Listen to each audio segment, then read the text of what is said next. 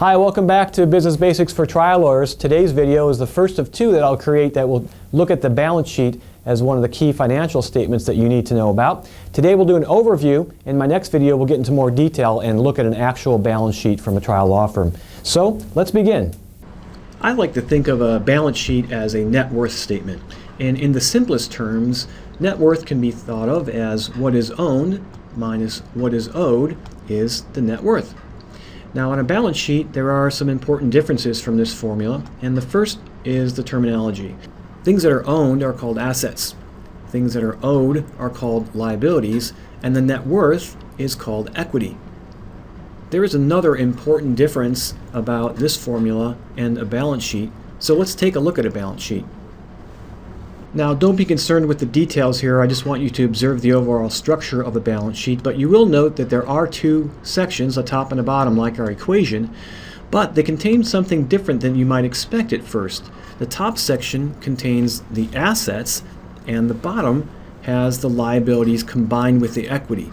So we need to get to that structure from our formula, and here's how we do that. We simply move the liabilities below the line, combine them with the equity as a positive, and rewrite the equation as assets equal equity plus liabilities. We switch the bottom two, and now we have assets equals liabilities plus equity, just like the balance sheet that we took a look at. Well, why do it that way? It's kind of confusing. Well, I think the best way to answer that is to ask another question, which is, where do assets come from? We noted before that assets are something owned by the law firm. Well, where can a law firm get money in order to acquire or amass assets? There are really only three options. The first would be to incur liabilities by borrowing money.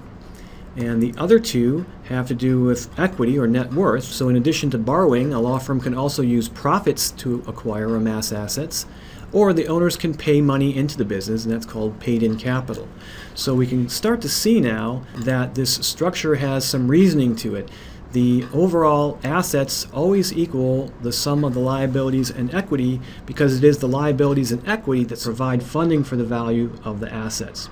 So when looking at a balance sheet, the most important thing to remember is the assets should always equal to the penny the sum of the liabilities and equity, because the key word in balance sheet is not sheet.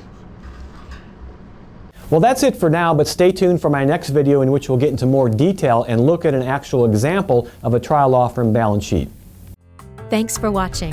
Send your questions or comments to Michael at mike@howdavidbeatsgoliath.com.